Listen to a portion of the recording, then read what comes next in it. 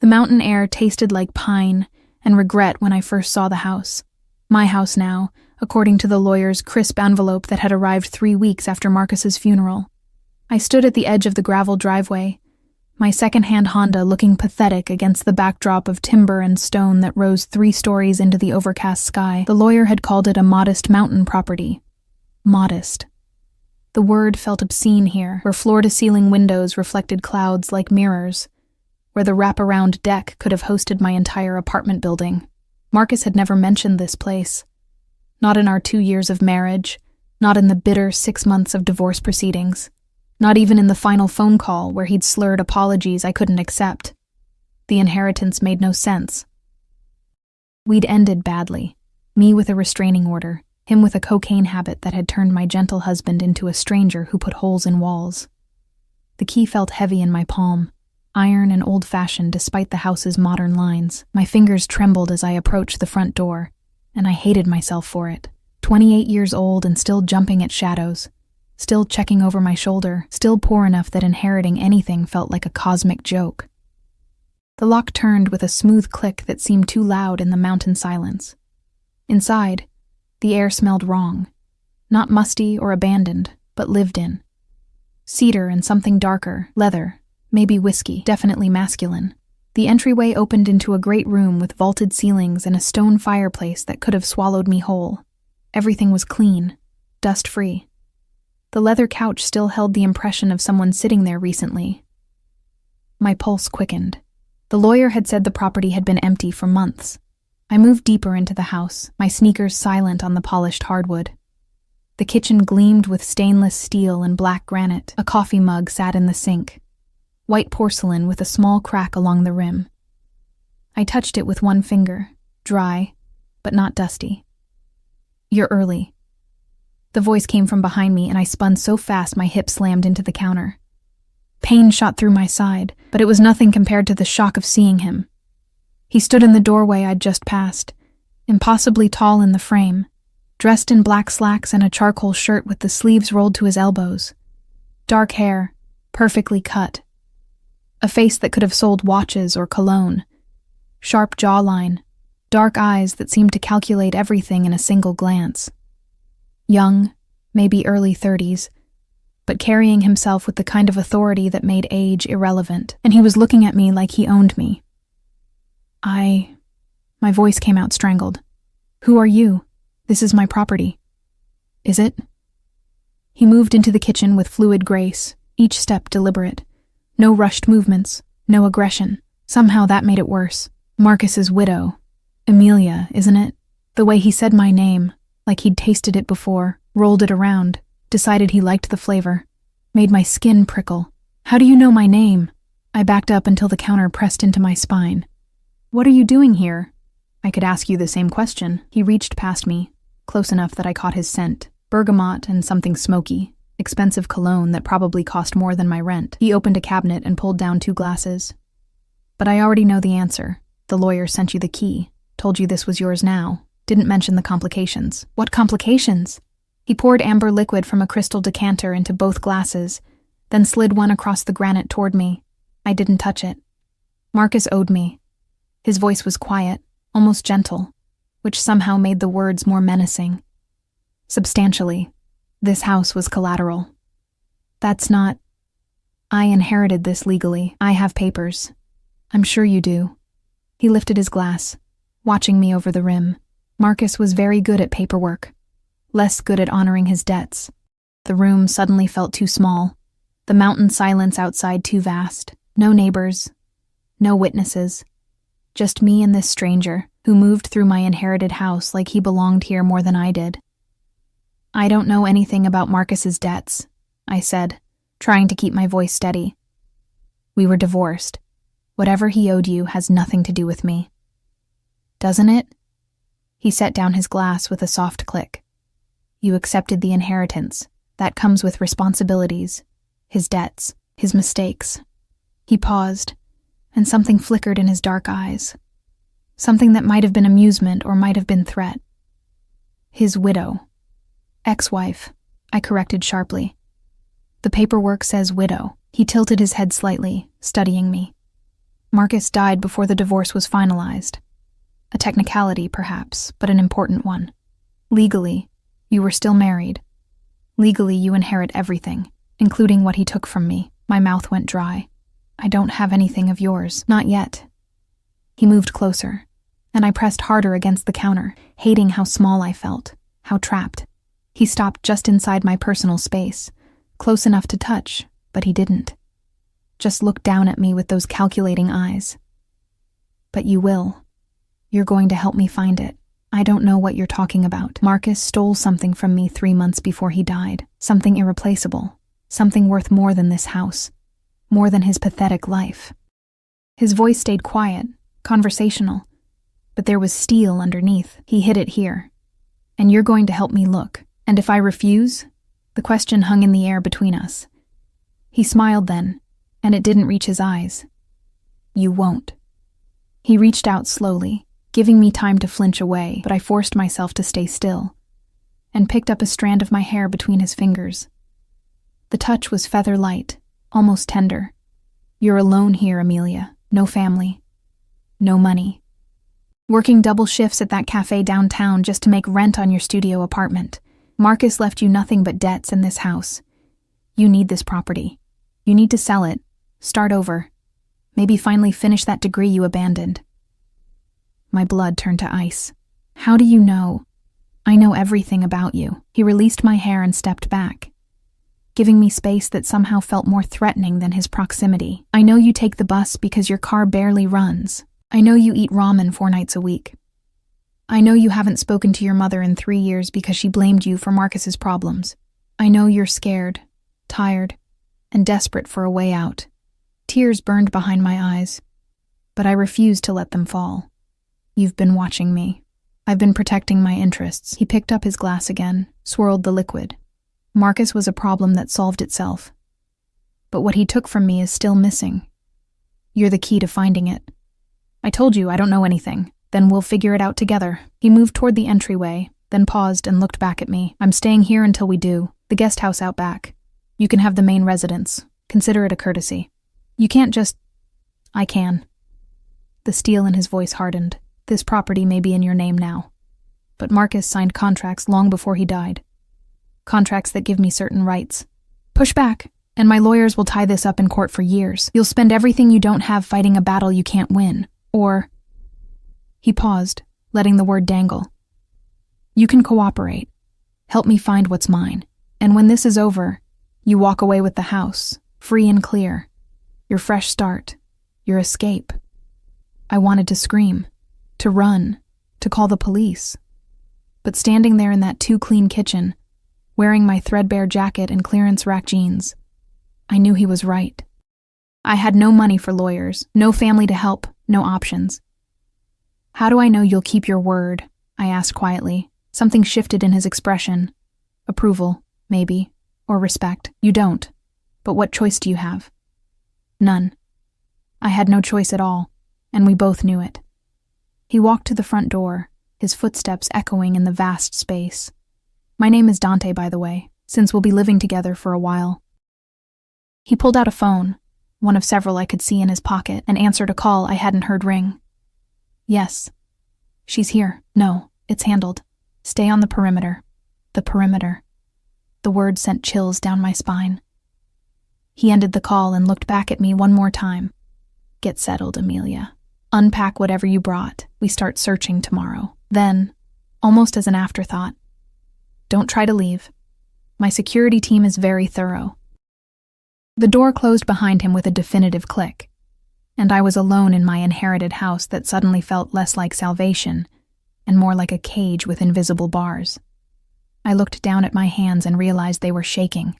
Outside the window, I caught a glimpse of movement, a figure in a dark suit, walking the tree line, then another near the driveway. Dante hadn't been exaggerating about security. I was trapped on a mountain with a man who knew everything about me, who moved through shadows like he owned them, who spoke of debts and stolen property and consequences with the casual certainty of someone who'd never been told no. And somewhere in this house, hidden in cedar and stone and secrets, was something Marcus had died protecting. something Dante would kill to get back. I set my bag down on the leather couch and tried to stop shaking, tried to think, tried to find some way out of the trap I'd walked into the moment I'd turned that iron key in the lock. The mountain wind rattled the windows, and in the gathering dusk, the house's shadows grew longer, darker, hungry. I was alone with a beautiful monster, and I had nowhere left to run. I didn't sleep that first night. The master bedroom was too large, too exposed. Windows on 3 sides that turned the room into a fishbowl once darkness fell. I'd pulled the curtains closed, but it didn't help. Every creak of the house settling, every whisper of wind through the pines, every distant footstep of Dante's security team prowling the perimeter. It all felt like a countdown to something I couldn't name. I lay on top of the covers, fully dressed, my phone clutched in one hand like a talisman. But who would I call? The police. And tell them what? That a man was staying on property he claimed legal rights to? That I felt threatened by someone who'd only spoken to me in that quiet, measured tone? That he knew things about my life no stranger should know? By the time dawn bled gray light through the curtains, I'd made a decision. I would play along, help him search for whatever Marcus had stolen, and get out as fast as possible. Sell the house to the first buyer, take whatever money I could get, and disappear into a life where men like Dante couldn't find me. Simple, clean, survivable. The smell of coffee hit me the moment I opened the bedroom door. I followed it downstairs, my body tense, prepared for another confrontation. But the kitchen was empty, except for a French press on the counter, still warm, and a note written in sharp, precise handwriting. Drink. Eat. Meet me in the study at 9, 2nd floor, East Wing. D. I checked my phone. 8:47. The coffee was good. Too good. The kind that came from beans I could never afford. I poured a cup with shaking hands and opened the refrigerator, expecting it to be empty. Instead, I found it fully stocked. Fresh fruit, eggs, cream, butter, bread that smelled like it had been baked this morning. He'd had someone stock it, overnight. While I'd been lying awake in the darkness, Dante had been orchestrating, preparing, ensuring I'd have everything I needed. The thought should have been comforting. Instead, it made my skin crawl. I forced down a piece of toast that tasted like ash and climbed the stairs at 8:58. The study was exactly where he'd said it would be. A room I hadn't explored the night before. Dark wood panels, floor-to-ceiling bookshelves, a desk that looked antique and expensive. Dante stood at the window, phone pressed to his ear, speaking in rapid Italian. He'd changed clothes, dark jeans today, a black Henley that emphasized the lean muscle of his shoulders and arms. He glanced at me as I entered, gestured to a leather chair, and continued his conversation. I caught fragments. Warehouse. Shipment. Take care of it personally. The words confirmed what I'd already suspected. Whatever Dante was, legitimate businessman wasn't on the list. He ended the call and pocketed the phone. A different one than yesterday, I noticed. You look tired. I didn't sleep. Afraid I'd come through your window. A hint of amusement colored his voice.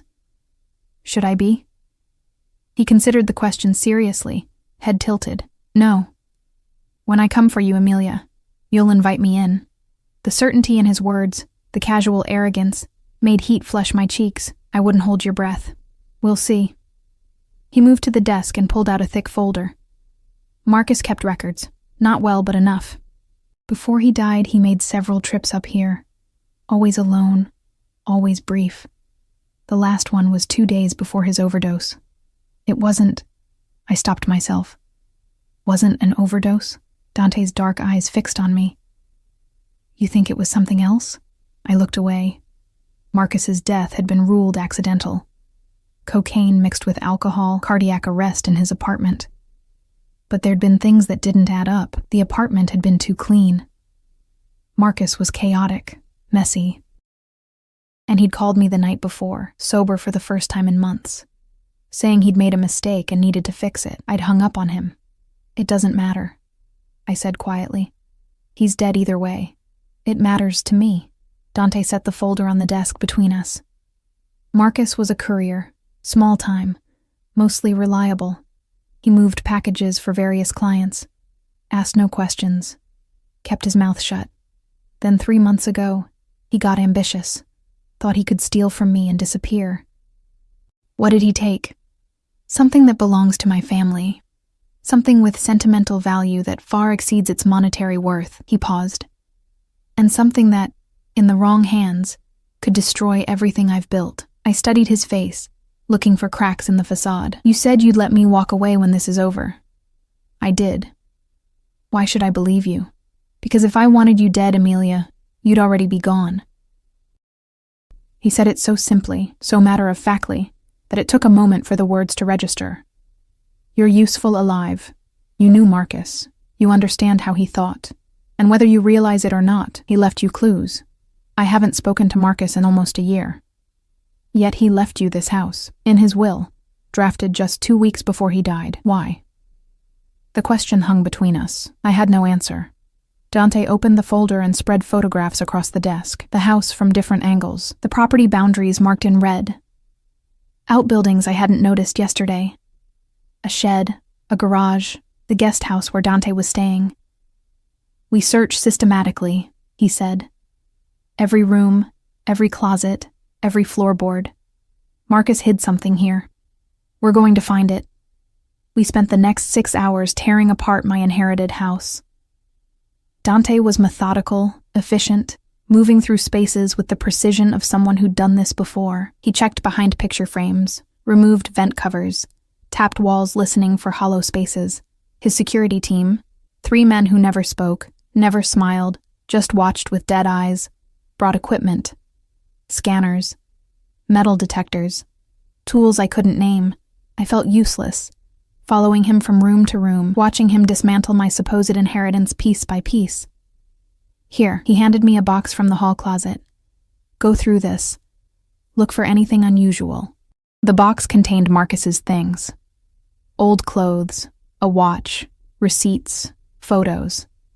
My hands trembled as I sifted through the debris of his life. There was a picture of us on our wedding day. I looked so young, so hopeful. Marcus looked clean-cut, handsome, nothing like the hollow-eyed stranger he'd become. You loved him. Dante's voice came from behind me, closer than I'd expected. Once. I set the photo down. Before the drugs. Before everything fell apart. What happened? Started staying out all night. He changed. Coming home paranoid, aggressive. Money disappeared from our account. Then the drugs showed up. Then the men he owed money to. I looked up at Dante. Men like you. I never sold Marcus drugs, but you used him. He was paid well for his services. What he did with the money was his choice. Dante crouched beside me, close enough that I could feel the heat radiating from his body. You think I corrupted him, made him into something he wasn't, didn't you? No, Amelia. I just gave him opportunities to reveal who he already was. His hand covered mine on the box, warm and steady. People don't change. They just stop pretending. I pulled my hand away, pulse racing. Is that what you tell yourself? To sleep at night? I sleep fine. He stood, towering over me again. Take a break. You're shaking. I'm fine. You're exhausted. He pulled out his phone, a third one, I counted, and sent a text. Lunch will be here in 20 minutes. Go wash your face. Breathe. I wanted to argue, to prove I wasn't weak. Wasn't affected by his proximity or his casual dominance, but my legs felt unsteady as I stood, and the room tilted slightly. Dante caught my elbow, steadying me. When did you eat last? This morning. The toast. 1 piece of toast. He guided me toward the stairs, his grip gentle but unyielding. You're running on empty. That ends now. I don't need you to... I need you functional. Which means fed, rested, capable of thinking clearly. We reached the master bedroom and he released me. Lunch. Then we continue. He left before I could respond, his footsteps fading down the hallway. I locked the bedroom door and leaned against it, my heart hammering. The way he'd touched me, not violent, not cruel, just possessive, like I was something he'd already decided belonged to him. It terrified me more than any threat, because part of me, some traitorous part I didn't want to acknowledge, had liked it. Lunch arrived exactly 20 minutes later. Italian food from a restaurant that definitely didn't deliver to the middle of nowhere. Dante had ordered enough for 4 people. We ate in the kitchen, the silence thick between us. Tell me about the night Marcus called you. he said finally. I set down my fork. How do you... Phone records. Tell me. I took a breath, steadying myself. He called around midnight. He sounded different, clear. Said he'd made a terrible mistake and needed to make it right. That he was sorry for everything. Then he asked me a strange question. Dante leaned forward. What question? He asked if I remembered the first place we talked about running away to, when we were young and stupid and thought we could escape everything. And where was that? I looked at Dante, at the intensity in his dark eyes, and felt something shift. This mattered. This was important. A cabin, I said slowly. His grandfather's cabin. Up here. Somewhere in these mountains. Marcus used to talk about it all the time. Said it was the only place he'd ever felt safe. Dante stood so abruptly his chair scraped against the floor. Show me the property maps. Now. We spread them across the kitchen table. The main house, the guest house, the garage, all marked clearly. But there, at the edge of the property line, almost hidden in the dense tree cover, was a small structure I'd missed before. A cabin. Dante was already moving, phone to his ear, barking orders in Italian. We go now, before it gets dark. It's barely 2. Now, Emilia. He grabbed a jacket from the hall closet and tossed me one. My men will sweep the perimeter first. Then we go in together. Why together? He looked at me, and for the first time, I saw something beyond control in his eyes. Something that might have been need, because if it's there, if Marcus hid what I think he hid, I need to know you see it. I need you to understand exactly what your husband took from me. He opened the door, cold mountain air rushing in, and what it's going to cost to get it back. The walk through the woods felt endless. Dante's security team moved ahead of us, silent shadows checking sight lines and approach angles. Dante stayed close to me, one hand hovering near the small of my back. Not quite touching, but ready to grab me if I stumbled. The cabin appeared through the trees like something from a nightmare. Weathered wood, sagging porch, windows dark as dead eyes. One of Dante's men emerged and nodded. Clear. Dante pulled a gun from somewhere under his jacket, matte black, efficient, terrifying, and gestured for me to stay behind him. The cabin door hung open, broken lock dangling. Someone had been here, recently. We stepped inside, and the smell hit me immediately. Copper and decay, and something chemical that burned my nostrils. Dante cursed in Italian, low and vicious. In the center of the room, beneath a tarp that had been partially pulled away, were wooden crates. Dante moved to them, pried one open, and went very, very still. What is it? I whispered. He didn't answer, just reached into the crate and pulled out something wrapped in cloth. When he unfolded it, I saw the glint of metal, the curve of a necklace, antique, ornate, with a pendant that caught the dying light streaming through the dirty windows. Marcus didn't just steal money, Dante said quietly, his voice raw in a way I hadn't heard before. He's stolen my family's heritage. Every piece in here belonged to my grandmother, my mother, generations of women. He knew what they meant, knew I'd pay anything to get them back. His hand tightened on the necklace, knuckles white, and he hid them here, in this rotting cabin, like they were trash. I watched something dangerous move across Dante's face. Rage, yes, but underneath it, something that looked almost like grief. Then he turned to me, and his eyes burned with an intensity that stole my breath. Your husband, he said softly, was a dead man the moment he touched these. And I realized, standing in that cabin with stolen treasure between us, that Marcus's overdose might not have been an accident after all. The silence in the cabin pressed against my eardrums like water at depth. Dante stood motionless, that necklace dangling from his fingers, catching fragments of light that turned the stones from blue to black and back again. Did you kill him? The question escaped before I could stop it. Dante's eyes snapped to mine, sharp enough to cut.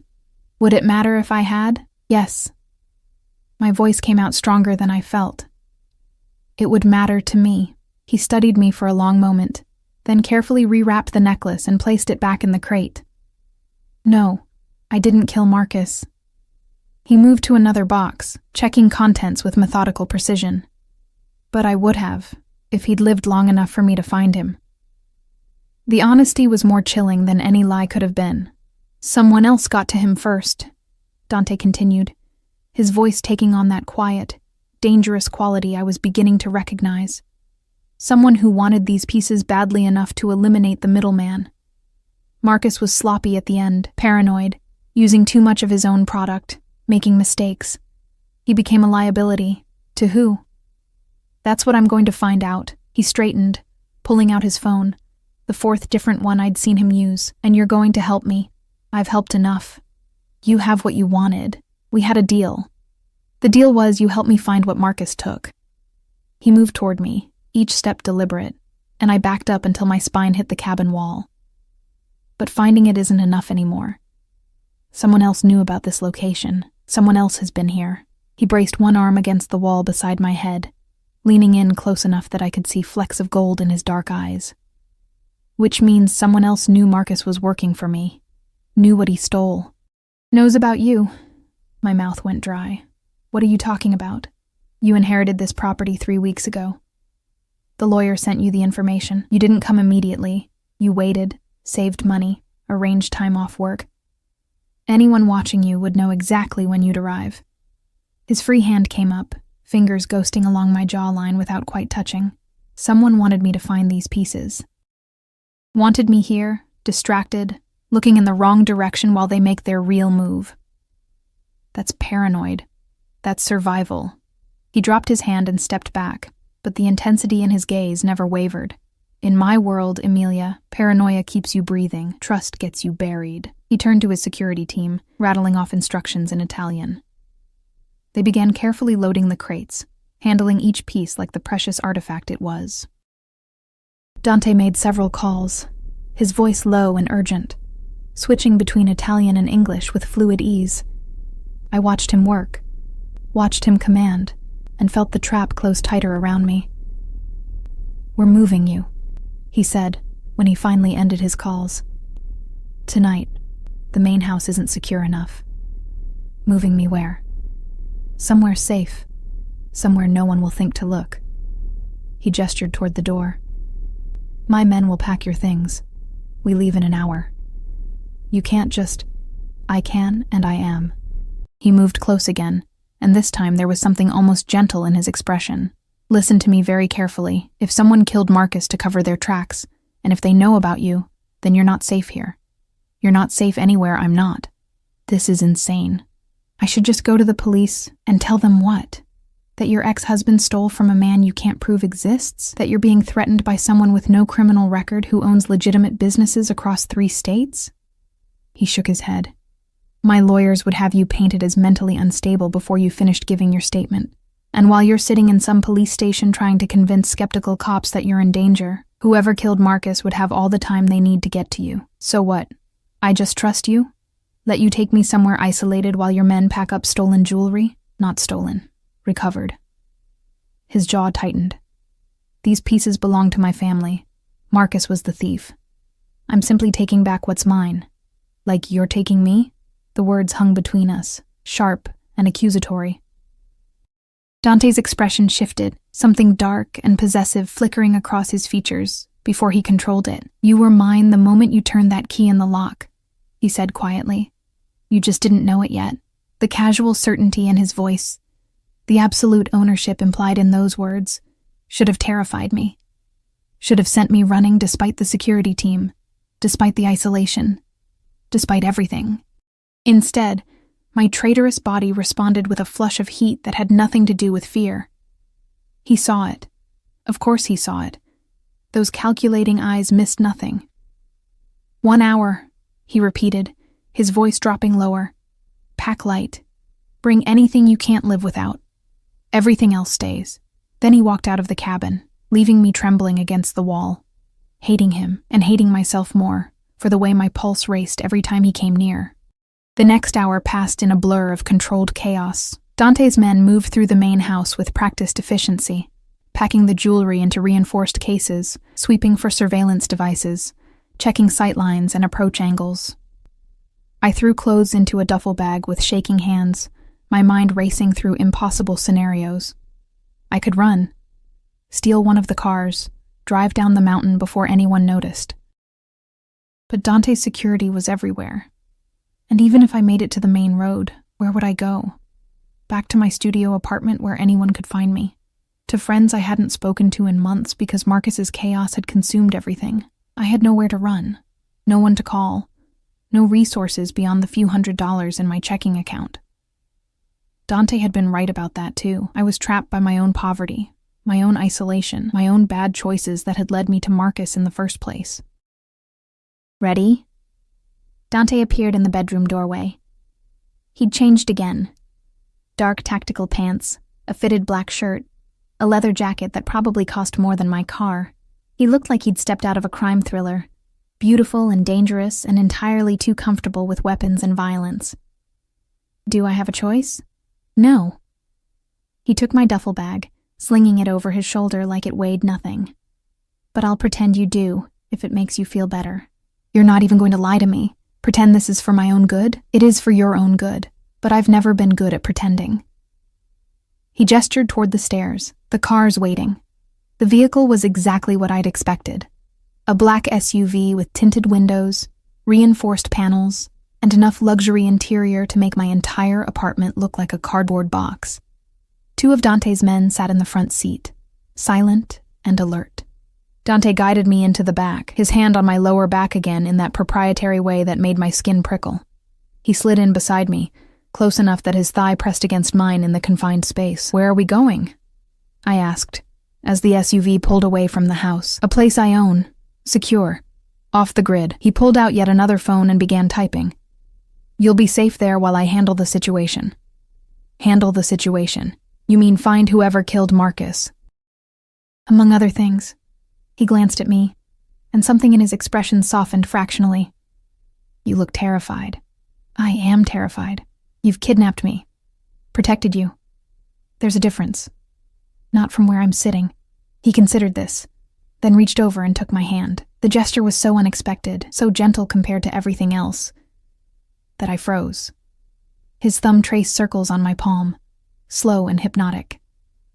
I know you're scared, he said quietly. I know this isn't what you wanted, but I need you to trust that I'm very good at keeping what's mine safe. I'm not yours. Not yet. His grip tightened slightly, but you will be, Amelia, because you're starting to realize something important. What's that? That I'm the only thing standing between you and whoever killed Marcus. That I'm the only person in your life right now who tells you the truth, even when it's ugly. That you're safer with me than you've been in years. Even if it doesn't feel like it. He released my hand and settled back against the seat. And that you're tired of running, tired of being alone, tired of surviving on ramen and hope. Every word hit like a physical blow because every word was true. I hate you, I whispered. I know. He smiled, and it was the first genuine smile I'd seen from him. But you don't. Not really. You hate that I'm right. There's a difference. The drive took 2 hours, winding down the mountain and then back up through roads that became progressively narrower, more isolated. The sun set somewhere during the journey, painting the sky in bruised purples and dying reds. I watched the landscape disappear into darkness and felt like I was watching my old life fade with it. The house, Dante's house, appeared suddenly around a curve, not as large as the mountain property, but more fortified. Stone walls, security cameras visible at every corner, gates that looked like they could withstand a small army. Welcome home, Dante said, as the SUV pulled through the gates. This isn't my home. It is now. He opened the door and extended his hand. Come on, I'll show you your room. I ignored his hand and climbed out myself, immediately regretting it when my legs nearly buckled. Exhaustion hit me all at once. The sleepless night, the stress, the fear, everything catching up in a wave that made the world tilt. Dante caught me before I fell, lifting me into his arms with an ease that should have been impossible. Put me down, I protested weakly. No. He carried me toward the house, and I was too tired to fight. You're going to eat, shower, and sleep. In that order. And before you argue, remember that I always get what I want, arrogant bastard. Accurate bastard. He shouldered open the front door and carried me through a foyer that gleamed with marble and modern art. But I'm your arrogant bastard now, so you'd better get used to it. He took me upstairs to a bedroom that was bigger than my entire apartment. Floor-to-ceiling windows overlooked the valley below, now just darkness scattered with distant lights. A king-sized bed dominated the space, covered in white linens that looked impossibly soft. Dante set me down gently on the edge of the mattress. Bathroom's through there. I'll have food sent up in 15 minutes. Don't try to leave. The house is alarmed, and my men are stationed at every exit. Prison with nice sheets. How thoughtful. Protection with nice sheets. Learn the difference. He moved toward the door, then paused and looked back. Emilia? What? You asked earlier if I killed Marcus. His dark eyes held mine. I didn't. But I will kill whoever did, not for him. I couldn't care less about Marcus, but because they threatened what's mine. And I protect what's mine with extreme prejudice. The door closed behind him, and I heard the soft click of a lock engaging from the outside. I was alone in a beautiful room, in a fortified house, with a man who spoke of ownership like it was already settled fact, a man who made my pulse race with equal parts terror and something I refused to name. I looked down at my hand, where his thumb had traced those slow circles, and my skin still tingled from his touch.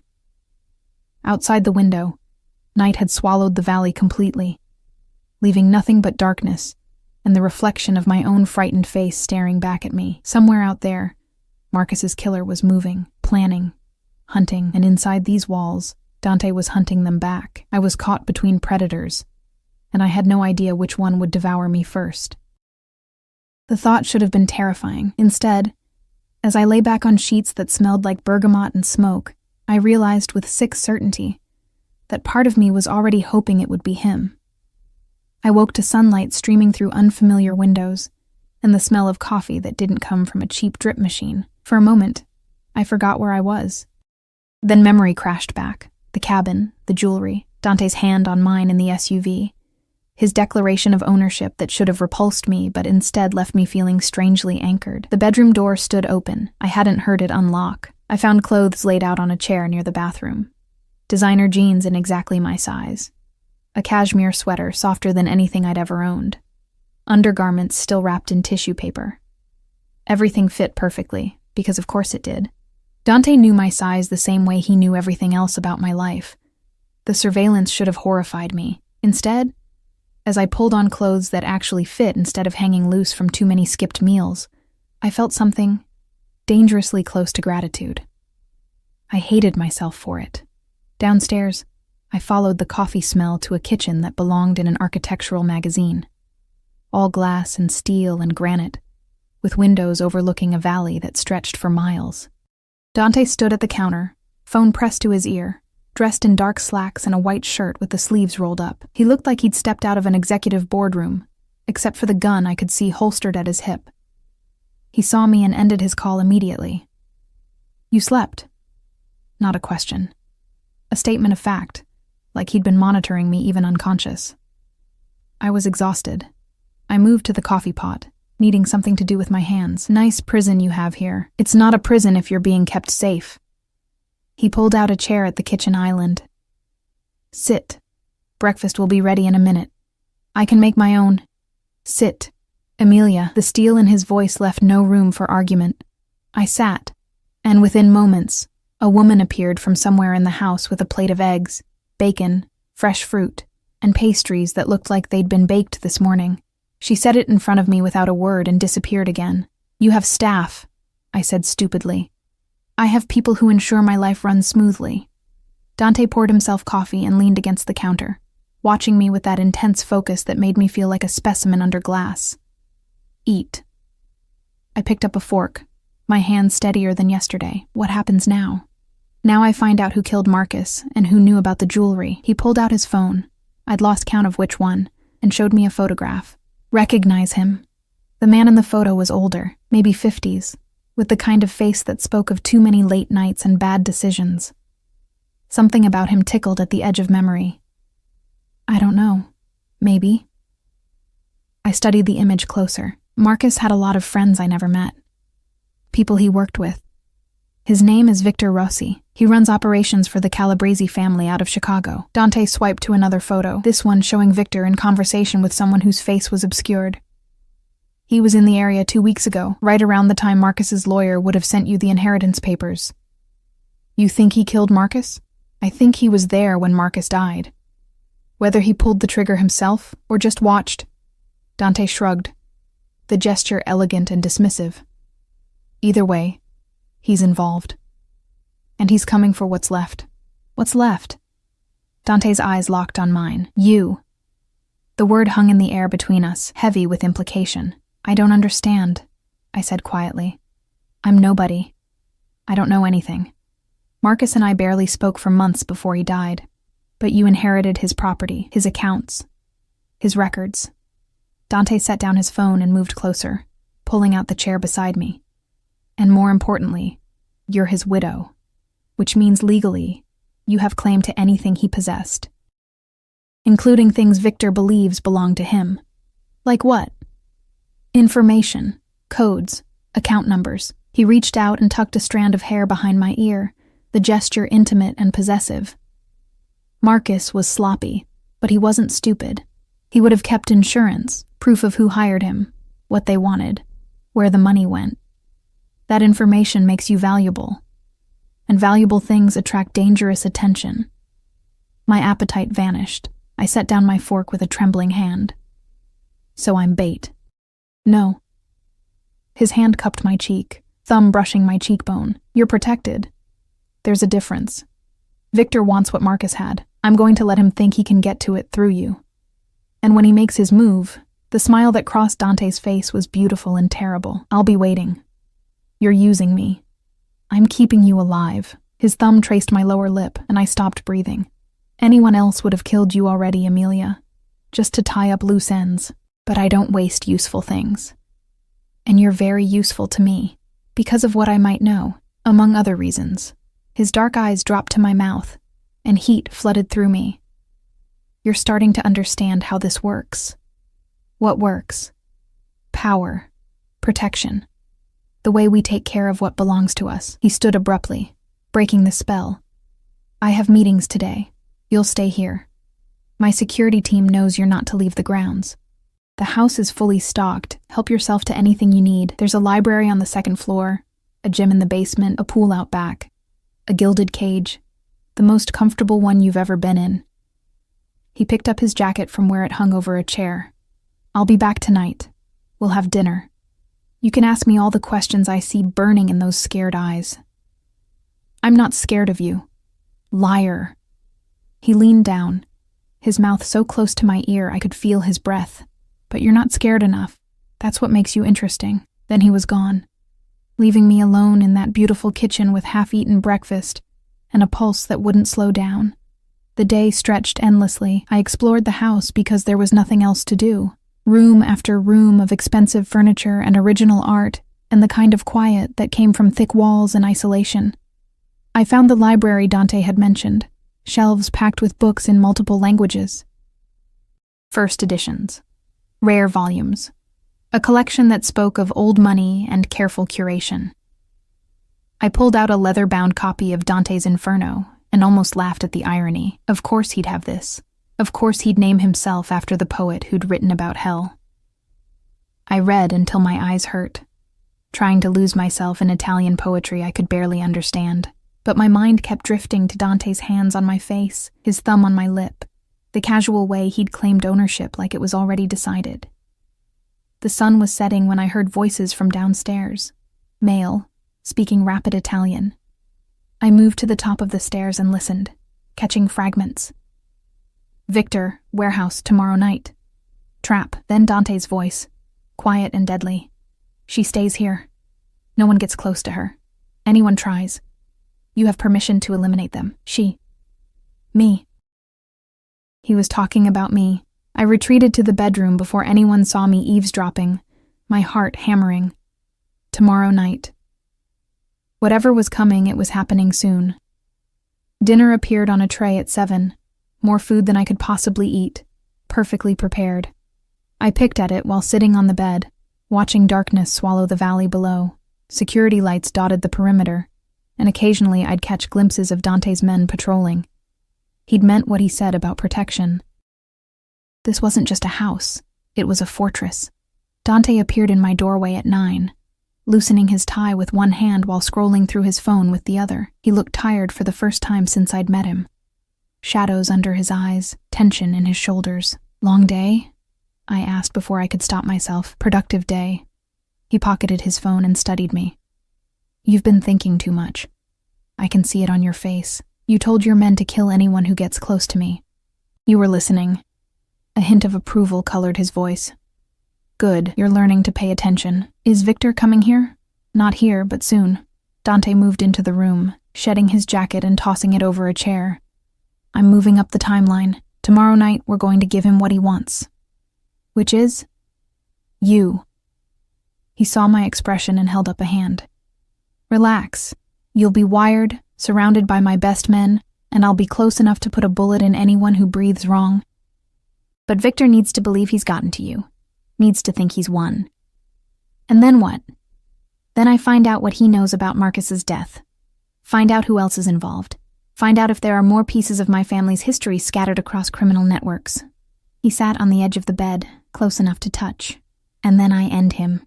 The casual way he said it, like he was describing picking up dry cleaning, should have terrified me. Instead, I found myself asking, have you killed people before? Yes. No hesitation, no shame, just honesty, when necessary, when they threaten what's mine or betray my trust. I don't enjoy it if that's what you're asking, but I don't lose sleep over it either. And you think I can just be okay with that? With you? I think you already are. He reached out and took my hand, pulling me closer until I was sitting right beside him. I think you've been alone so long that having someone willing to burn the world down to keep you safe sounds less like a threat and more like a promise you've been waiting your whole life to hear. The words hit too close, cut too deep. Tears burned behind my eyes, and I looked away. Hey. His hand cupped my chin, gently turning my face back to his. I'm not judging you. I'm telling you I see you. The real you. Underneath all that fear and pride. The woman who stayed with Marcus even when he became a stranger. The woman who works herself to exhaustion just to survive. The woman who walked into that mountain house expecting salvation and found me instead. And what did you find? I whispered. Someone worth keeping. His thumb brushed away a tear I hadn't felt fall. Someone who doesn't break easy. Someone who looks at me like I'm dangerous but doesn't run. Someone who makes me want things I stopped wanting years ago. Like what? Like this. He leaned in slowly, giving me time to pull away, to say no. To remember that he was a criminal and I was his prisoner, and nothing about this was right or sane or safe. I didn't pull away. His mouth was warm on mine, gentle in a way that contradicted everything else about him. No force, no demand, just exploration. His hand slid into my hair, cradling my head while his lips moved against mine with devastating patience. I kissed him back because I was tired of being alone, tired of being scared, tired of pretending I didn't feel the pull between us. Because his words had stripped away every defense I'd built, and underneath them was just a woman who needed, someone to see her as worth protecting.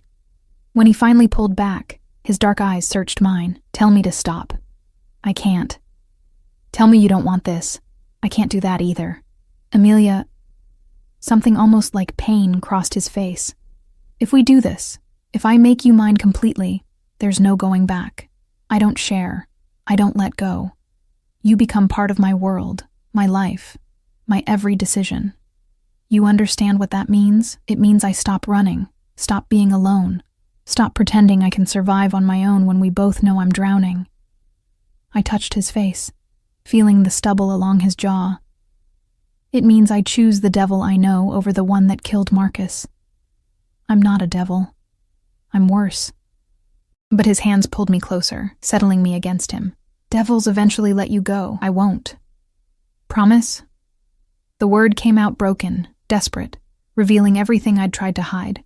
He heard it, heard the plea underneath, the loneliness, the exhaustion, the need to finally stop fighting and let someone else carry the weight. I promise. He kissed me again, deeper this time, claiming me with mouth and hands, and the certainty that radiated from him. You're mine now, Emilia, mine to protect. Mine to keep, mine to possess in every way that matters. Yours, I whispered against his lips, and felt the last of my resistance crumble. He laid me back on the white sheets and covered my body with his, and outside the fortress walls, Marcus's killer was hunting. But inside, wrapped in Dante's arms, I finally stopped shaking. I woke wrapped in Dante's arms, sunlight painting gold across his sleeping face. He looked different like this, younger, softer. The deadly edge smoothed away by unconsciousness. His arm was heavy across my waist, possessive even in sleep. I studied the strong line of his jaw, the dark lashes against his cheeks, the small scar near his temple that I hadn't noticed before. A killer. A criminal. A man who'd turned me into his possession with calculated precision. And somehow, lying there in his bed with his scent on my skin and his warmth surrounding me, I felt safer than I had in years. His eyes opened, focusing on me immediately with the alertness of someone who never truly sleeps deeply. You're thinking too loud, just wondering what I've gotten myself into.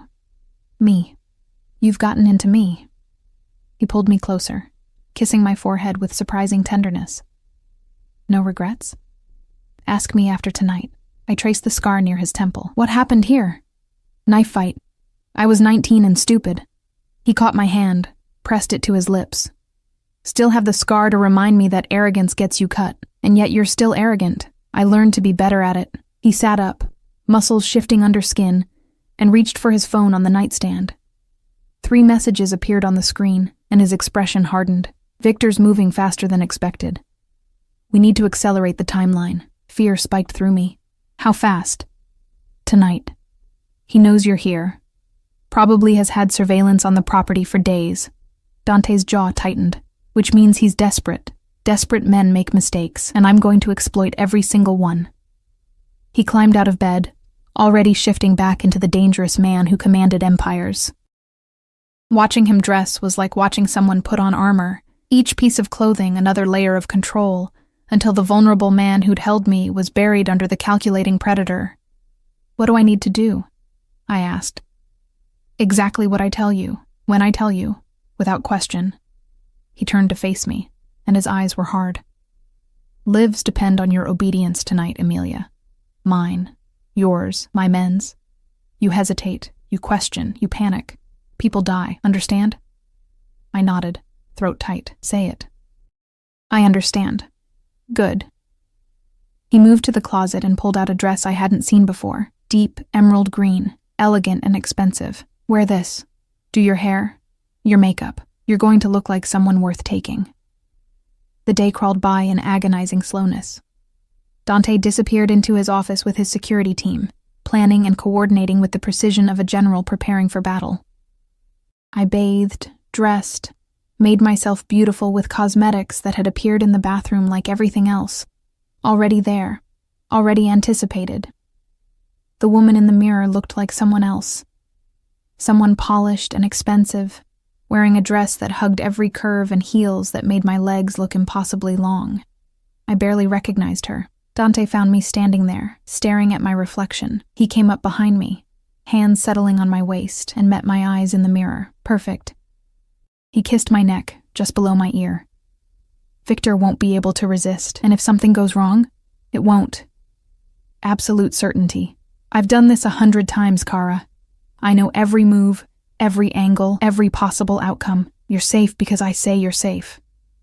That's not how the world works. It's how my world works. He turned me to face him, hands framing my face. Trust me. Just for tonight. Trust that I won't let anything happen to you. I looked into those dark eyes and found myself nodding. Okay. Okay. He kissed me once, hard and possessive. Let's go end this. The warehouse sat on the outskirts of the city, industrial and abandoned looking from the outside. Inside, Dante's men had transformed it into a trap. Lighting positioned just right, cameras hidden in shadows, weapons stashed at strategic points. He'll come in through the east entrance, Dante explained, showing me a tablet with the building's layout. You'll be here, in the main floor, sitting at this table. Visible, but not obviously bait. I'll be in the rafters with a sniper rifle. My men will be positioned here, here, and here. He pointed to locations around the perimeter. The moment Victor shows himself, the moment he reveals what he knows, I end this. You mean you kill him? Yes. No apology. No justification. Just fact. He killed Marcus to cover his tracks. He'll kill you for the same reason. I'm simply being more efficient about it. A tech appeared and began fitting me with a wire. Small, nearly invisible, tucked against my skin beneath the dress. Dante supervised every step, his hands occasionally brushing mine, steadying me when I trembled. Remember, he said quietly, you're scared but trying to hide it. You think you're meeting someone who can help you understand what Marcus was involved in. You don't know I'm here. You don't know this is a trap. You're just a frightened widow looking for answers. I don't have to act that part. I know. He kissed my forehead. That's what makes you perfect for this. They positioned me at a metal table in the center of the warehouse floor. A single light overhead creating a pool of illumination in the darkness. I could feel Dante's presence somewhere above me. Could sense his men in the shadows. But I'd never felt more alone. Minutes stretched into eternity. Then I heard it. Footsteps. Multiple sets. Approaching from the east. Victor Rossi emerged from the darkness with 3 men flanking him. He looked exactly like his photo. Older, weathered, with eyes that had seen too much and cared too little. He smiled when he saw me, and it was the smile of a shark. Mrs. Moretti. His accent was thick, Eastern European underneath the American veneer. Thank you for agreeing to meet. You said you had information about my husband. I kept my voice steady, remembering Dante's instructions. About what he was involved in. Oh, I have information. Victor pulled out the chair across from me and sat, his men spreading out to watch the perimeter. Your husband was a thief. He stole from very powerful people. People who don't forget, who don't forgive. The jewelry, I said, the pieces he hid in the cabin. Victor's eyes sharpened. So you found them. Good. That makes this easier. Where are they now? Somewhere safe. Nothing is safe for me, Mrs. Moretti. He leaned forward, and I caught the smell of cigarettes and old violence. Marcus learned that lesson too late, but you're a smart girl. You can give me what I want, and I'll let you walk away.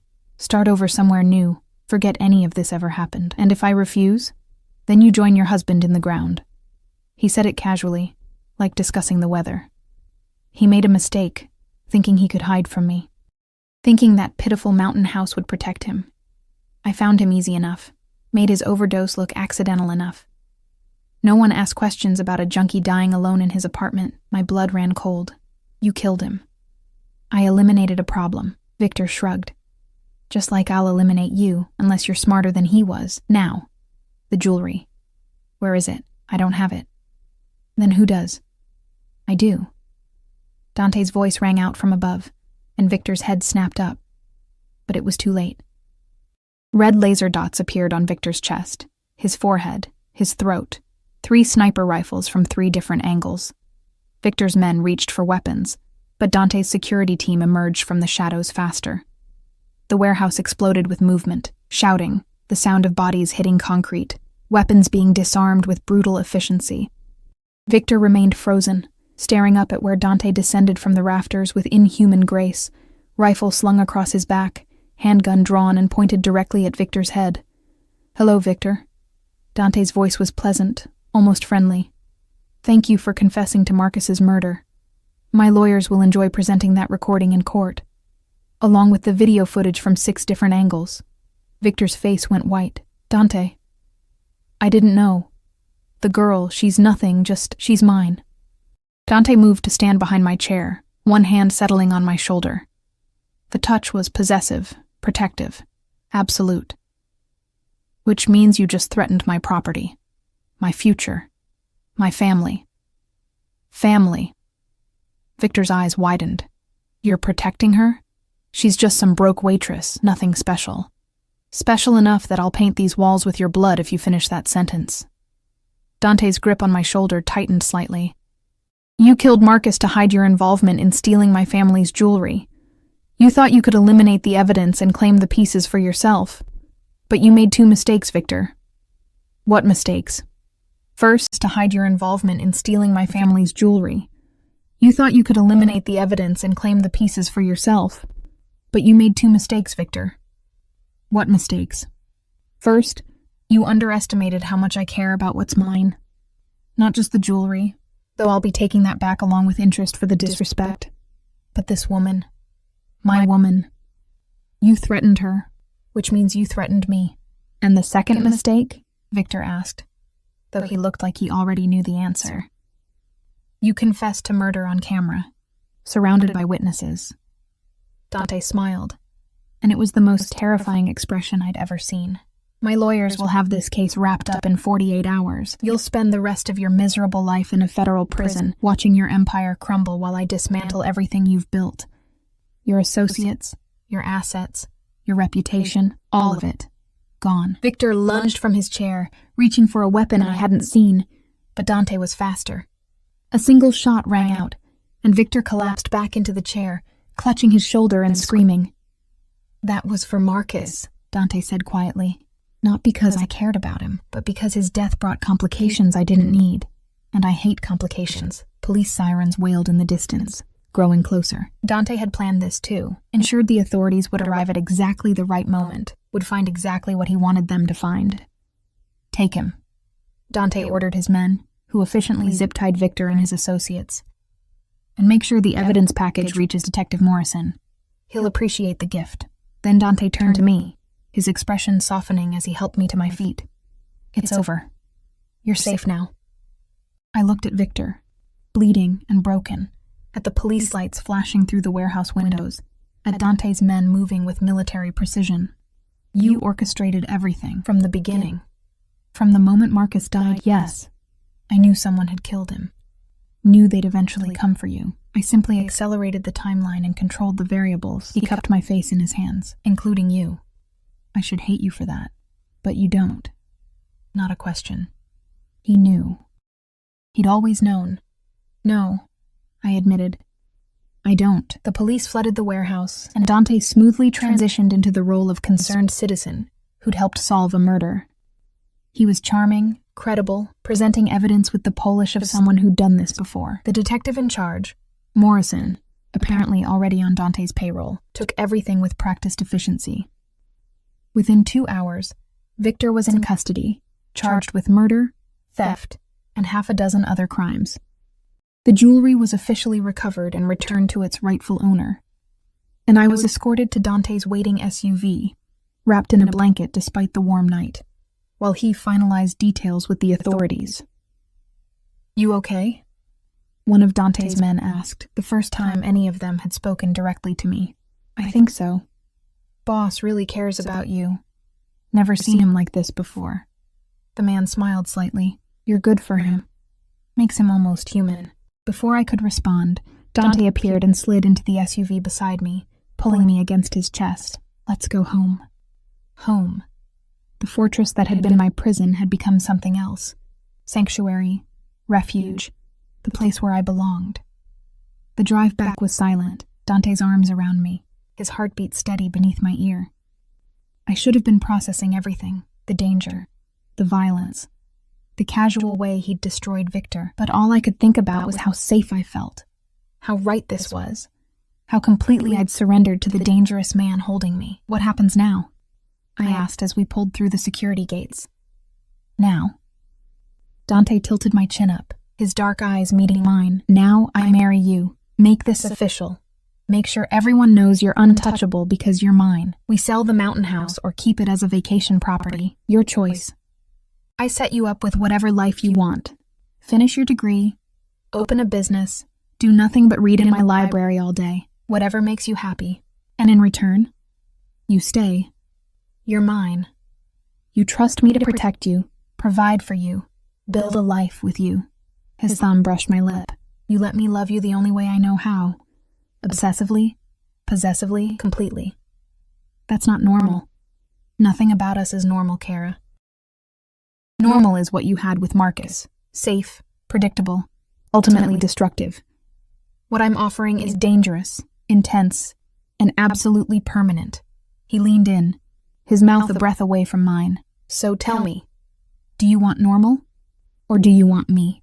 I thought about my studio apartment, my double shifts, my lonely nights and desperate budgets. I thought about Marcus and his broken promises, about Victor's cold eyes and casual violence. I thought about Dante's hands on my face, his absolute certainty, his promise to burn the world down to keep me safe. You, I whispered. I want you, then you have me. He kissed me deeply, sealing the promise, forever. 3 months later, I stood in Dante's study, our study, wearing his grandmother's sapphire necklace and a wedding ring that felt surprisingly natural on my finger. The mountain house had sold for enough money to erase every debt Marcus had left me. I'd enrolled in online classes to finish my degree. Dante's world had become my world, dangerous but honest, violent but protective, everything out in the open instead of hidden behind lies. He found me there, looking at a photograph from our small wedding. Just us and a judge, simple and perfect. Regrets? He asked, wrapping his arms around me from behind. None. I leaned back against him, feeling his strength, his certainty, his absolute commitment. Though you were right about one thing. Just one? You said I'd invite you in eventually. You were right. I'm always right. He turned me to face him, and his smile was genuine, warm, nothing like the dangerous mask he showed the world. But you made me work for it. I respect that. Good. Because you're stuck with me now. Stuck. He laughed, the sound rich and genuine. Kara, I've been stuck on you since the moment you walked into that mountain house, scared and beautiful and absolutely perfect. Everything else was just me being patient while you figured out what I already knew. And what's that? That you were always mine, from the first moment, in every way that matters, forever. He kissed me there in the study, surrounded by books and stolen jewelry returned to its rightful place, in the fortress that had become our home. Outside, his security team patrolled. Victor rotted in prison. The world turned without touching us. And I, the broke waitress who'd inherited a dead man's secrets, had found something I'd stopped believing in: safety, protection, and a love so fierce it would destroy anyone who threatened it. Dante had been right about everything. He always was. But I'd been right too. Sometimes the devil you choose is better than the one hunting you. And sometimes, wrapped in dangerous arms that would never let go, you finally stop running and start living. The mountain wind couldn't reach us here. Nothing could. We were home.